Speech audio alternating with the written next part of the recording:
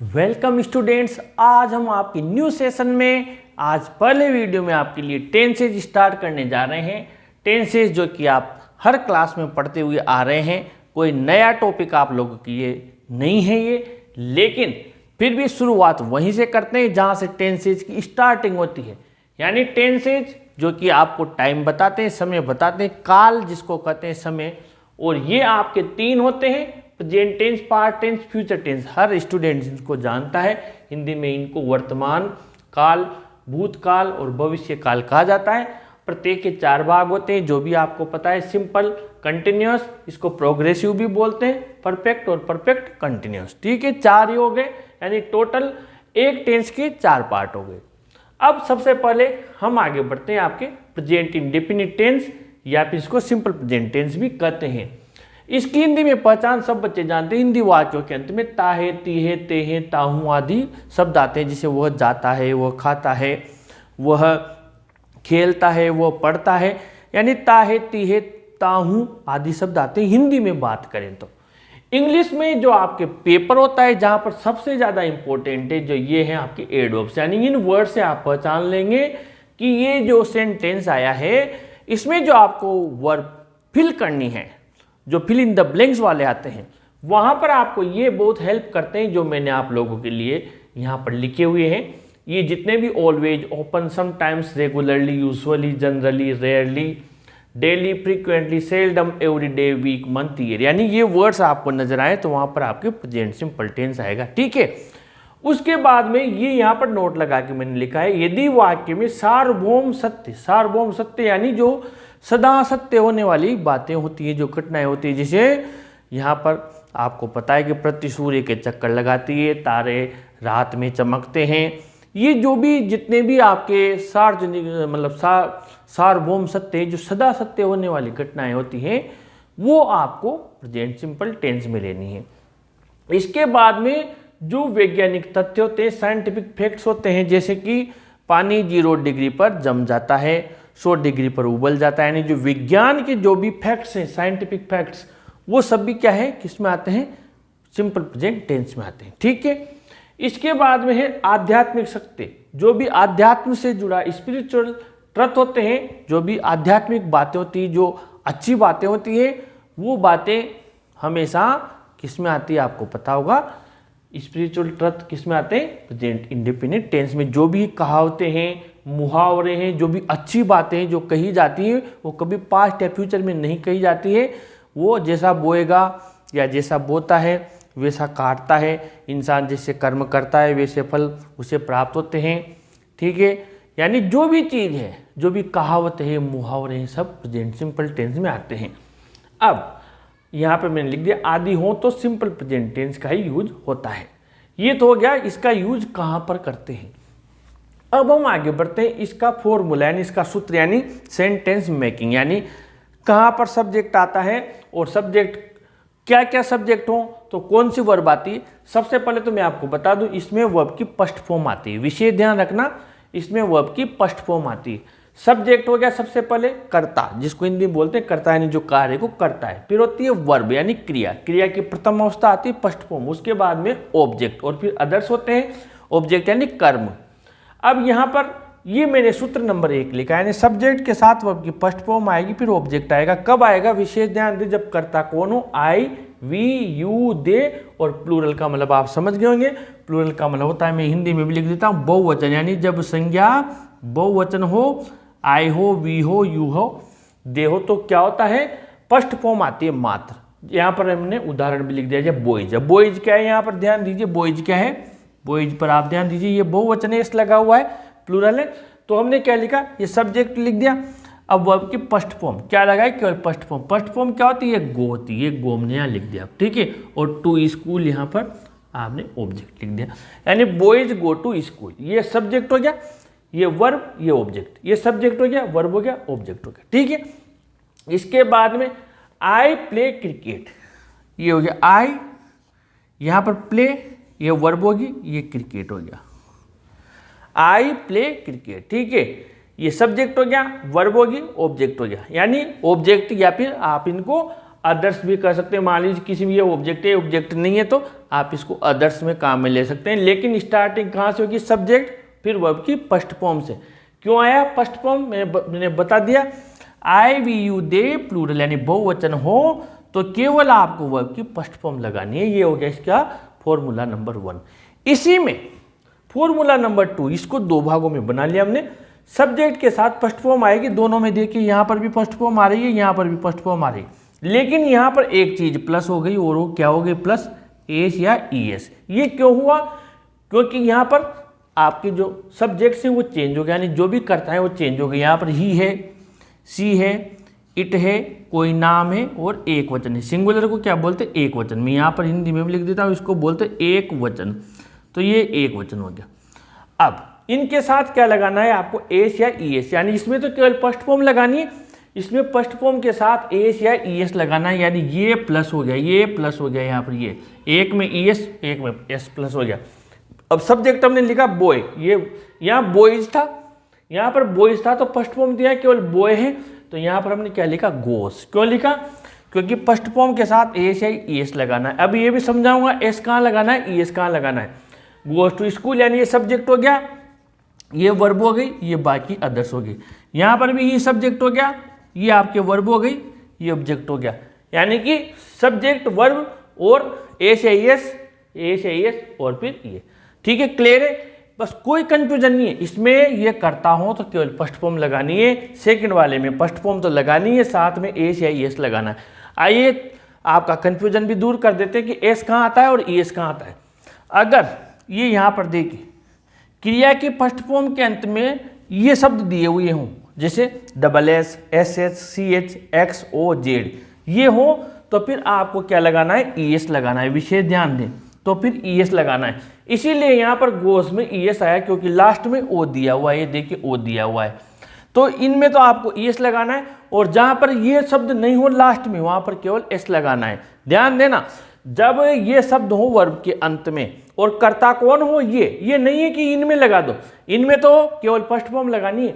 सूत्र नंबर 2 की बात कर रहा हूँ। अगर कर्ता ये हैं और वर्ब के अंत में ये शब्द हैं तो फिर आपको ईएस लगाना है, और ये शब्द नहीं है तो फिर केवल आपको एस लगाना है। ठीक है, अब आगे बढ़ते हैं। इसके हम नेगेटिव यानी इसका नकारात्मक बनाते हैं जो। तो नकारात्मक का एक ही सूत्र है, क्योंकि इसमें एस या ईएस का कोई आपके प्रावधान नहीं है। सीधा आपको क्या है? डू आए या डज आए, यहाँ पर केवल आपको फर्स्ट फॉर्म लगानी, यानी एस या ईएस का चक्कर मात्र आपके अफर्मेटिव सकारात्मक वाक्य में। नकारात्मक में डू या डज के साथ केवल फर्स्ट फॉर्म लगानी है, चाहे एस हो चाहे ईएस हो, कुछ भी हो, आपको फर्स्ट फॉर्म लगानी है। तो सब्जेक्ट के साथ डू या does plus note plus first form plus object. ध्यान से समझना, ये हमने सूत्र लिख दिया। अब यही हमने उदाहरण यहाँ से ले लिया। ये सकारात्मक वाक्य था, बॉयज गो टू स्कूल, यानी लड़के स्कूल जाते हैं। अब इसका नकारात्मक क्या बनाएंगे? लड़के स्कूल नहीं जाते हैं, यही बनेगा। तो ये बनेगा, तो ये बॉयज हो गया। अब आप देखिए बॉयज बहुवचन वाला है। अब यहाँ पर बहुवचन हो या एक वचन, बहुवचन के साथ क्या लगाएंगे? डू। ये विशेष ध्यान देना, जिनके साथ फर्स्ट फॉर्म लगाई, उनके साथ क्या लगाएंगे? डू। जिनके साथ एस या एस लगाया उनके साथ क्या लगाएंगे? डज। ध्यान रखना, डू किस में लगाएंगे? सूत्र नंबर 1 वाले में। सूत्र नंबर 1 में क्या लगाएंगे? डू। और सूत्र नंबर 2 वाले कर्ताओं के साथ क्या लगाएंगे? डज। ठीक है, सूत्र नंबर 1 वाले कर्ताओं के साथ डू लगाएंगे, सूत्र नंबर 2 वाले कर्ताओं के साथ में डज लगाएंगे। यानी जिनके साथ एस या ईएस आया, ये एस या ईएस ये लगा दिया तो डज बन गया। इसमें केवल फर्स्ट फॉर्म है, तो विशेष ध्यान रखना। सूत्र नंबर यानी आई वी यू दे बहुवचन वाले होंगे तो डू आएगा, और ही सी इट कोई नाम एक वचन वाले होंगे तो डज आएगा। बाकी वर्ब की तो फर्स्ट फॉर्म आएगी, चाहे डू आए या चाहे डज आए। तो यहाँ पर देखिए ये बॉयज हमने लिखा, बॉयज का बॉयज लिख दिया। अब ये जो गो है इसको हमने किस में बदला? डू नॉट गो में। ये देखिए बॉयज करता हो गया, फिर इसको नेगेटिव में बदलेंगे तो डू नॉट गो। ये देखिए गो को डू, फिर नॉट और गो। नोट का ध्यान रखना, हमेशा थर्ड नंबर पे आता है। नोट कौन से नंबर पे आता है? थर्ड नंबर पे। एक दूसरे पे क्रिया और फिर ये साइड क्रिया और फिर नोट, यानी नोट क्या कभी गलती नहीं होगा, नोट थर्ड नंबर पे आता है।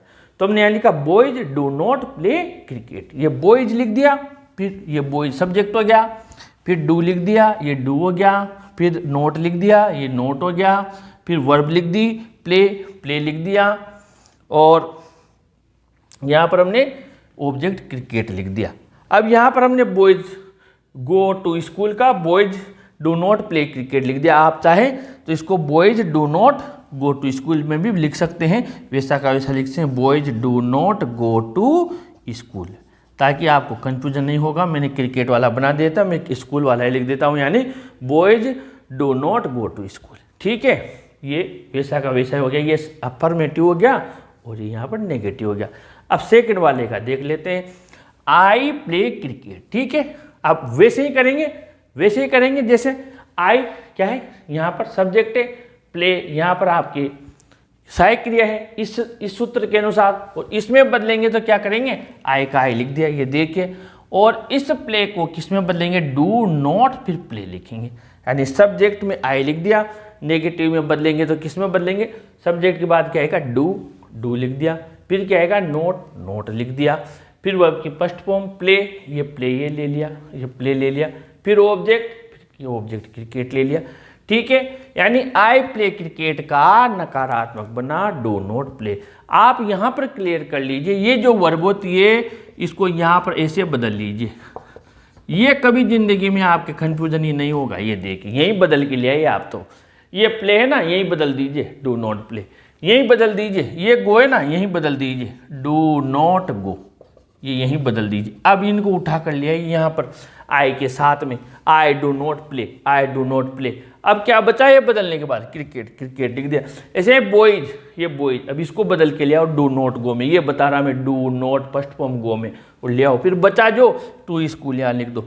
ऐसे ही ये देखिए नेगेटिव वाला, ये इसका बॉय गोज टू स्कूल, इसको नेगेटिव में बदलेंगे तो यहीं पर चेंज कर लो, गोज वाला है ना, यानी ये डज वाला है, ईएस वाला है तो कौन सा है, डज वाला है, तो इसको यही बदल दिया, ये डज नॉट, और इसको गो में बदल दिया, डज नॉट गो। क्या बचा, boy does not go to school, ये ले आए हम, बॉय डज नॉट गो, ये boy subject, does not first form go to school. ठीक है, ऐसे ही does not play cricket, he plays cricket, इसको यही बदल दिया, प्लेस को हमने किस में बदल दिया, डज नॉट प्ले, यही बदल दिया हमने, डज नॉट प्ले, यानी क्या हुआ, ही डज नॉट प्ले क्रिकेट, ये लिया, ही डज नॉट प्ले क्रिकेट, ये नेगेटिव हो गया।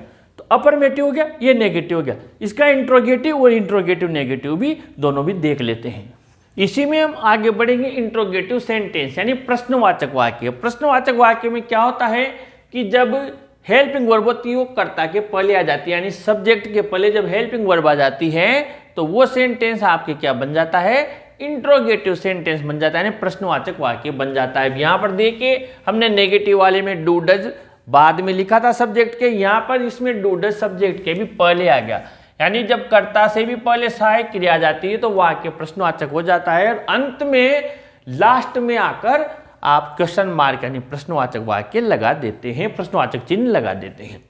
अब यहाँ पर देखिए आप बॉयज गो टू स्कूल, ये हमारा पहला सेंटेंस है अफर्मेटिव का। ठीक है, अब इसको नेगेटिव में बदलना है, नेगेटिव में बदलेंगे तो यहाँ पर चलते हैं, प्लूरल वाला है, समझ गए होंगे आप, प्लूरल वाला है तो उसमें क्या यूज में लिया था हमने, डू यूज में लिया था, यानी ये बॉयज है तो इसमें क्या यूज में लेंगे, डू, यानी आप समझ गए फॉर्मूला नंबर 1 वाला इसमें काम में लेंगे, यानी डू काम में लेंगे। तो आप सबसे पहले क्या लिख दिया हमने, यहाँ पर डू लिख दिया, देखिए डू लिख दिया। ठीक है, फिर सब्जेक्ट है तो बॉयज का बॉयज लिख दिया, गो का गो लिख दिया, टू का टू लिख दिया, स्कूल का स्कूल लिख दिया, कुछ भी नहीं किया हमने, केवल क्या लगाया है आप देख लीजिए सेंटेंस में, पूरा सेंटेंस वैसा का वैसा ही आप देख लीजिए अफर्मेटिव की तरफ, boys go to school, boys go to school. ठीक है, हमने क्या लगाया, एक तो डू लगाया और एक लास्ट में प्रश्नवाचक चिन्ह लगाया। क्यों लगाया मैंने बता दिया कि हेल्पिंग वर्ब यहाँ से निकलकर, इस फर्स्ट फॉर्म से निकलकर ये डू यहाँ पर आ गया, तो आपने क्या किया, यहाँ पर प्रश्नवाचक चिन्ह लगा दिया। अब सेकंड वाला देखिए आप, ही प्लेस क्रिकेट। ठीक है, अब यहाँ पर आप देखिए ए से एस वाला है, तो ए से एस वाला आपके सूत्र नंबर 2 वाला है, तो इसमें क्या आएगा, डज वाला, जिसमें अपने आप नजर आ जाएगा एस या ई एस, तो इसमें डज वाला आएगा। और डू हो या डज हो, जब नेगेटिव में भी हमने डू या डज के साथ क्या लगाया, उधर केवल फर्स्ट फॉर्म लगाए, डू या डज नोट के साथ क्या लगाया, फर्स्ट फॉर्म लगाए। तो यहाँ पर भी डज आया तो केवल क्या लगाएंगे, फर्स्ट फॉर्म, यानी डज लगा दिया हमने, फिर ही का ही लिख दिया। अब ये प्ले, यहाँ पर एस नहीं लगाया, क्यों नहीं लगाया, क्योंकि डज हो या डू हो, केवल प्रश्नवाचक वाक्य हो या नकारात्मक वाक्य हो, मैंने बताया आपको फर्स्ट फॉर्म ही लगानी है। डू या डज के साथ हमेशा फर्स्ट फॉर्म लगानी है। एस या एस कब लगाना है, केवल सकारात्मक वाक्य में, और कब लगाना है, जब मैंने कर्ता बताया ही, सीट, कोई नाम, एक वचन, नहीं तो सब में आपको क्या करना है, केवल फर्स्ट फॉर्म लगानी है। तो ये आपने डज लिखा, डज लिखा, ही का ही लिखा, ये ही का ही लिखा, एस निकल गया क्योंकि डज आ गया। देखिए डज के साथ क्या है, केवल फर्स्ट फॉर्म, डू के साथ भी फर्स्ट फॉर्म, तो डज के साथ भी फर्स्ट फॉर्म, फर्स्ट फॉर्म लिख दी, क्रिकेट का क्रिकेट लिख दिया, लास्ट में प्रश्नवाचक चिन्ह लगा दिया। अब हम आगे बढ़े, लास्ट इसका जो है इंट्रोगेटिव प्लस नेगेटिव, यानी प्रश्नवाचक के साथ नकारात्मक भी। ये सेम सूत्र है, इसका और इसका कोई अंतर नहीं है, बस मैंने आपको बता रखा है। थर्ड नंबर पे इस पे क्या आ गया, नोट आ गया। देखिए डू डज की जगह डू डज है, सब्जेक्ट की जगह सब्जेक्ट है, ये वर्ब को आगे की सरका दिया यहाँ पर इसको, क्यों, क्योंकि यहाँ पर नोट आ गया, फिर ऑब्जेक्ट और लास्ट में प्रश्नवाचक चिन्ह। सेंटेंस वही लिया है, do boys go to school, यहाँ पर do boys go to school, यहाँ पर आप देखिए ये नोट में मिटा देता हूँ आपको, वही सेंटेंस है, do boys go to school. लेकिन यहाँ पर सूत्र में क्या गया, थर्ड नंबर पे नोट आ गया, इसलिए हमने थर्ड नंबर पर यहाँ पर क्या लिख दिया, नोट लिख दिया। यानी कि सूत्र क्या हो गया, डू या डज प्लस सब्जेक्ट बॉयज हो गया, सब्जेक्ट बॉयज हो गया, देखिए फिर नोट हो गया, फिर फर्स्ट फॉर्म होगी, और बाकी फिर बाद में ये हो गया आपके लास्ट में बचा जो, ठीक है। ऐसे डज वाला है, ये डज हो गया, ये देखिए डज है, ये रहा डज ही। अब यहाँ पर प्ले है, लेकिन नेगेटिव वाला है तो थर्ड नंबर पे नोट आ गया, प्ले आगे सरक गया, और ये क्रिकेट यहाँ पर बंद। अब यहाँ पर मैंने उदाहरण आप लोगों के लिए लिखे हैं, देखिए seasons change at their time, ये क्या है, नियमित कार्य है जो सदा होते हैं, यानी ऋतुएं उनके समय पर बदल जाती हैं, ये सदा सत्य होने वाली चीजें हैं। तो यहाँ पर क्या है, केवल first form I, subject first form, यानी ये से सेंटेंस भी प्रेजेंट सिंपल टेंस में आते हैं। The sun rises in the east, यानी सदा सत्य होने वाली घटनाएं, सूर्य पूर्व में उदय होता है, इसलिए सब्जेक्ट फर्स्ट फॉर्म के साथ ऐसा है, क्योंकि सूर्य यहाँ पर एक वचन है, इन द ईस्ट लिख दिया। नंबर 3 देखिए, गॉड पनिशेस सिनर्स, यानी ईश्वर पापियों को सजा देते हैं, यहाँ पर सब्जेक्ट फिर फर्स्ट फॉर्म के साथ में क्या आया, आपके ईएस आया, यहाँ पर ईएस आया, क्यों आया, क्योंकि गॉड एक वचन है, ईएस प्लस ऑब्जेक्ट। क्यों, ये कौन सा वाक्य है, यह भी है आध्यात्मिक सत्य, ठीक है। एवरी ट्राइंगल हैज 3 साइड्स, ये गणित का है, मैथ्स का, हर जो त्रिभुज होता है उसके 3 साइड्स होती हैं, यानी कि ये भी सदा सत्य 3 ही होती है त्रिभुज के, तो ये हो गया। मुहावरे कहावते, फॉर्चून फेवर्स द ब्रेव, यानी भाग्य बहादुरों का साथ देता है, और ये भी साइंस का है। Water freezes at 0 degree Celsius, यानी पानी 0 डिग्री पर जम जाता है, ये साइंस का है, यानी इसमें समय सिंपल प्रेजेंट टेंस आएगा। अब ऐसे आते हैं आपके एग्जाम में जो मैंने यहाँ लिखे हुए हैं, bad students never work hard, यानी बुरे विद्यार्थी कभी कार्य नहीं करते, यानी हार्ड वर्क नहीं करते हैं। तो ये भी क्या है, एक तरह सदा सत्य होने वाली बात है कि बुरे विद्यार्थी कार्य नहीं करते। तो यहाँ पर आपकी क्या आएगा, यहाँ पर स्टूडेंट्स दिया हुआ है, अब नियम क्या है, प्लूरल के साथ केवल क्या लगाते हैं, वर्क की फर्स्ट फॉर्म, तो हम यहाँ पर क्या लिख देंगे, यहाँ पर हम वर्क लिख देंगे, ठीक है। वर्क लिखेंगे क्यों, क्योंकि यहाँ पर एस दिया हुआ है, आप तो ऐसे भी आ सकते हो, एस दिया हुआ है वहाँ पर, तो इसमें एस नहीं आता है। तो bad students never work hard बहुवचन है, इसलिए केवल फर्स्ट फॉर्म आए। फिर यहाँ पर आगे बढ़े, 8 में सी यूजुअली प्रेजेंट सिंपल की पहचान हमने लिखा, सी है ही सी इट, कोई नाम एक वचन के साथ क्या लगाएंगे, फर्स्ट फॉर्म के साथ एस या ईएस। तो यहाँ पर ईएस तो आएगा नहीं, क्योंकि लास्ट में double S, S S C H X वो जेड तो है नहीं, केवल क्या है, स्पीक है, यानी उन जो 6 बताए उनमें से नहीं है। स्पीक के साथ केवल क्या लगा देंगे, सी दिया हुआ है, तो यहाँ से तो पहचानेंगे टेंस, यहाँ से तो पहचानेंगे टेंस, यहाँ से डिसाइड करेंगे कर्ता पता लगाएंगे, और उसी हिसाब से यहाँ पर केवल क्या लगा देंगे, एस लगा देंगे, स्पीक्स। फिर आप प्रैक्टिस करेंगे, धीरे धीरे सब हो जाएगा। गॉड गिव जस्टिस, यानी ईश्वर न्याय देते हैं। अब ये भी क्या है, आध्यात्मिक सत्य, सदा सत्य होने वाली घटना है, आध्यात्मिक सत्य। गॉड गिव, गॉड क्या है, एक वचन है, तो एक वचन के साथ क्या लगाएंगे, केवल एस या ईएस, तो क्या लगा दिया, गिव्स, ठीक है। सी सिंग्स वेरी वेल, ये क्या है, जन्मजात गुण है, यानी उसके अंदर आया हुआ गुण है, बहुत अच्छा गाती है। तो सी के साथ में ई सीट, कोई नाम एक वचन के साथ क्या लगाते, एस या ईएस, तो यहाँ पर क्या लगाएंगे, एस। मैंने बता दिया ईएस क्यों नहीं लगाएंगे, वो 6 नहीं है, इसलिए यहाँ केवल क्या लगा देंगे, एस लगा देंगे, यानी सी सिंग्स वेरी वेल। तो ये आपके हमने टोटल यहाँ पर सारा टेंस कंप्लीट कर लिया, सारे आपके लिए उदाहरण भी यहाँ पर बता दिए। अगले वीडियो में फिर आपसे मुलाकात होगी, इसके प्रैक्टिस के सेंटेंस भी आपको प्रोवाइड करवाए जाएंगे। इस वीडियो को ज़रूर लाइक शेयर कीजिए, अपने चैनल को भी ज़रूर सब्सक्राइब कीजिए स्टूडेंट्स। Thank you.